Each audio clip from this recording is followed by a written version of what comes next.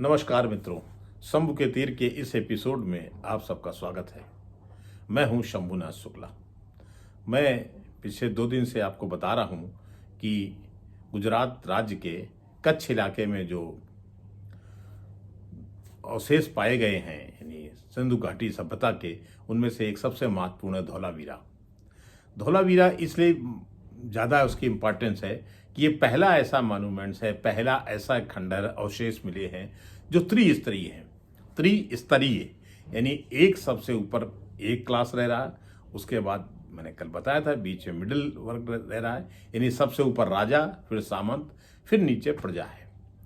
तो ये खुदाई में ये अवशेष मिले हैं। तो ये एक तरह से इसकी बनावट हड़प्पा और मोहनजोदड़ो से थोड़ी भिन्न है। इस तरह से और भी बहुत सारे, जैसे उसमें व्यापार के कुछ रास्ते मिले हैं, कुछ पता चला है कि यहाँ से व्यापार होता था, कुछ उस तरह के गेट थे, कुछ उस तरह के पानी की नालियाँ मिली हैं, हौज मिले हैं बड़े बड़े जहाँ स्नानागार थे, मैदान मिले हैं जहाँ खेल की प्रतियोगिताएं होती थी, और मकानों की बनावट की जो उनसे पता चलती है वो ऊपर, फिर बीच में, फिर नीचे। ये सबसे मज़ेदार बात है। जबकि बाकी यानी हड़प्पा और मोहनजोदड़ो में 2 स्तरीय हैं, ऊपर और नीचे। इसके अलावा पाकिस्तान में एक और साइट है गनवेरी वाला। ये 3 साइट पाकिस्तान में है जो बंटवारे के बाद पाकिस्तान चली गई, और भारत में जो महत्वपूर्ण है राखी गढ़ी और ये धौलावीरा।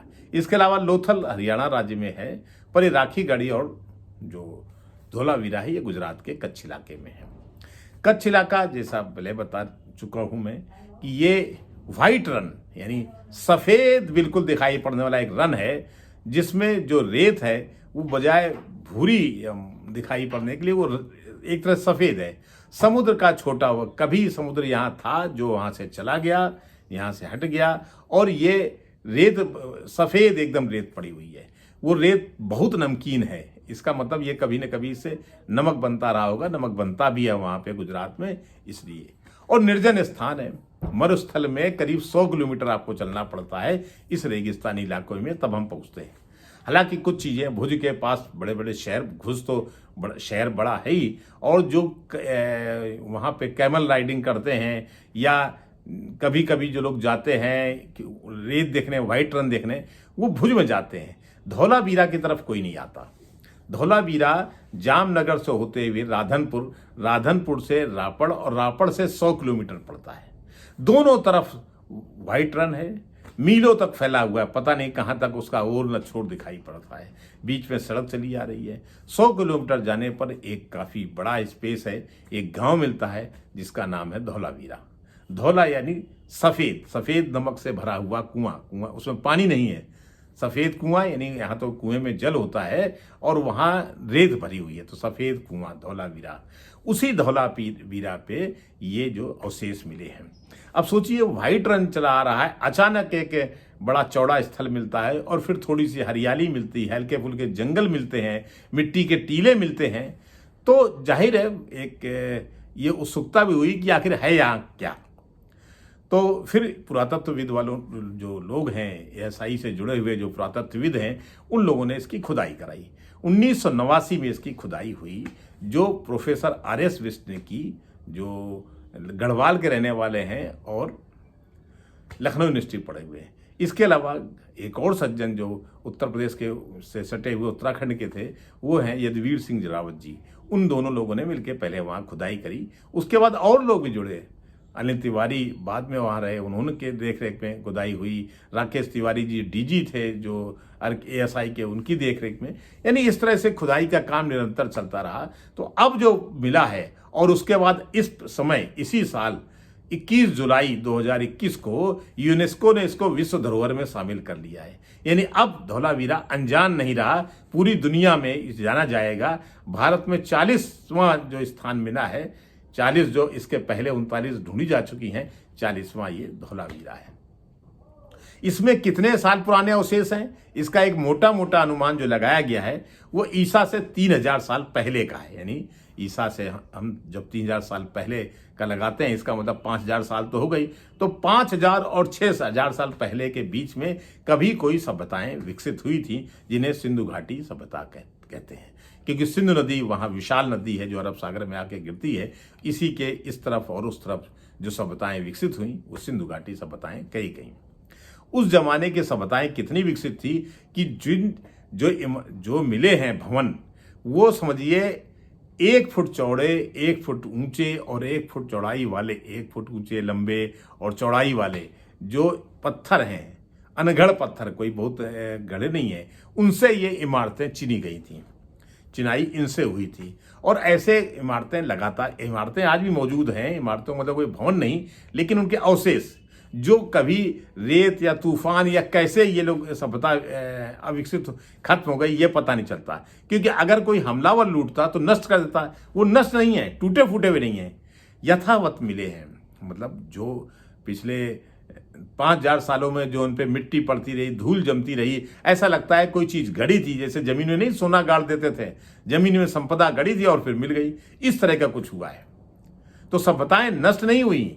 उन सभ्यताओं का कोई प्राकृतिक आपदा आई, तूफान आ गया, अतिवृष्टि आ गई, कैसे हो गया कि लोग तो सब खत्म हो गए या वहां से पलायन कर गए, पर वो स्थल जो है जस का तस आज भी मौजूद है। बस वो ध्वस्त हो चुका है। जो 5000 साल पुराने होने के कारण जिस तरह से ध्वंसावशेष मिले हैं, उनसे ऐसा महसूस होता है। इसी धौलावीरा से 8 किलोमीटर दूर कुछ फासिल भी, यानी उल्कापिंड मिले हैं पड़े हुए। अब वो कैसे उल्कापिंड गिरे होंगे, इसका भी कोई बहुत मोटा मोटा अंदाजा ही लगाया जाता है। कितने साल पुराने हैं, तो जो जीवाश्म को जानने वाले वैज्ञानिक हैं, उनका कहना है कि ये 2.5-3 करोड़ वर्ष पुराने हैं। यानी इतने पुराने जीवाश्म जो फासिल हैं वो मिले हैं।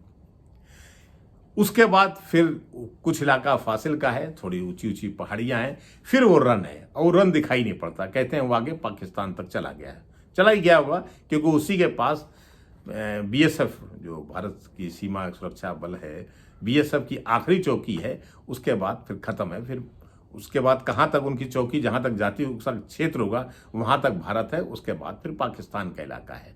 तो इस जो यहाँ ध्वंसावशेष मिले हैं, जो मोहनजोदड़ो, हड़प्पा, गनवेरी वाला में मिले हैं, इससे ये अंदाजा लगता है कि ये सभ्यताएं एक रही होंगी जो कालांतर में खत्म हो गई, नष्ट हो गई। अब ये इनका कुछ पता नहीं चला है। तो जिनको दिलचस्पी है, जो जानना चाहते हैं प्राचीन सभ्यताओं को, इसमें कोई भारतीय अभारतीय की बात नहीं है। सभ्यताएं ऐसे ही डेवलप हुई होंगी, मानव सभ्यता ऐसे ही विकसित हुई होगी।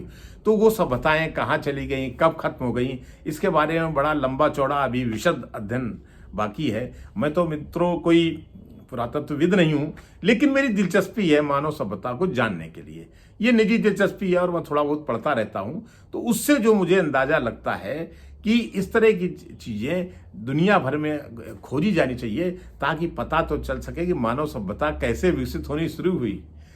कुछ लोग कहते हैं पशु से, यानी बंदर से मानव बना है, वानर से नर बना है, लेकिन कैसे बना है, कैसे सब बना होगा, तो पहले क्या किया होगा, दोनों में कोई क्या गुणसूत्र मिलते हैं। वानर उछल कूद करता है, भले वो 2 पैरों पे चल लेता हो, लेकिन चाहे जितना वानर को सिखा दो, वो एक पेंसिल नहीं गढ़ सकता। एक पेंसिल के 2 गढ़ दो तो वो नहीं कर सकता। ये कहीं कोई ना कोई चीज तो अलग रही होगी। वानर सभ्यता अलग है, नर अलग है। वानर एक पशु है, नर में कुछ दिमाग आया, उसके हाथ स्वतंत्र हैं, इसके कारण खुद सोचा और एक नई सभ्यता का विकास हुआ होगा। अब ये कैसे हुआ है, ये तो खोज के पता चलेगा। इसी तरह की खोज होते रहे तो पता चलेगा।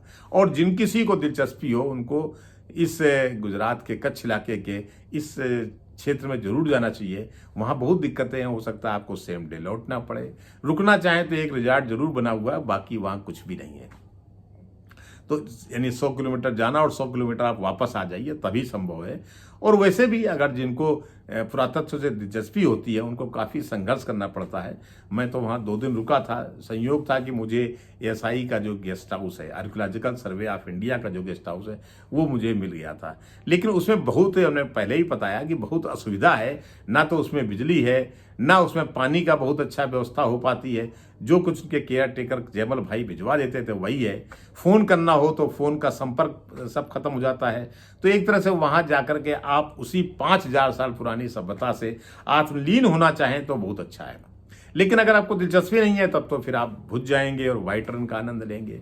लेकिन अगर दिलचस्पी है मानव सभ्यता को जानने की, अगर आपको जंगलों में दिलचस्पी है, अगर आपको व्हाइट रन को देखने की दिलचस्पी है, अगर नेचर के इस स्वरूप को जानने की दिलचस्पी है, तब तो आप धौलावीरा जाएं, अन्यथा धौलावीरा फिर आपके लिए व्यर्थ है। तो मित्रों, मैंने सोचा कि 3 दिन तक मैं ये लगातार धौलावीरा प्रकरण बताता रहा, क्योंकि मेरी जानकारी इसके बारे में सीमित है। बस ये कि मेरी निजी दिलचस्पी है प्रकृति को से आत्मलीन होने की, इसलिए मैं गया था और इसीलिए मैंने बहुत सारी चीज़ें देखी भी। आगे फिर कभी मौका मिलेगा तो मैं बताऊंगा। अब मैं कल से एक दूसरा विषय उठाना चाहता हूं अगले एपिसोड से। वो मैं उठाऊंगा कुछ चरित्रों के बारे में जो हमारे माइथोलॉजी के कुछ कैरेक्टर हैं और जिनका स्वरूप विद्रोही किस्म का है। जैसे आज दिखाई पड़ता है वैसा ही कुछ विद्रोही कैरेक्टर है। तो इनको जानने की कोशिश भी मैं करूंगा। तो धन्यवाद मित्रों, आप हमारे साथ जुड़े रहें और पसंद आए तो इसको लाइक करें और इसके अलावा इस पर कमेंट भी करें तो हम बेहतर रहेगा। धन्यवाद।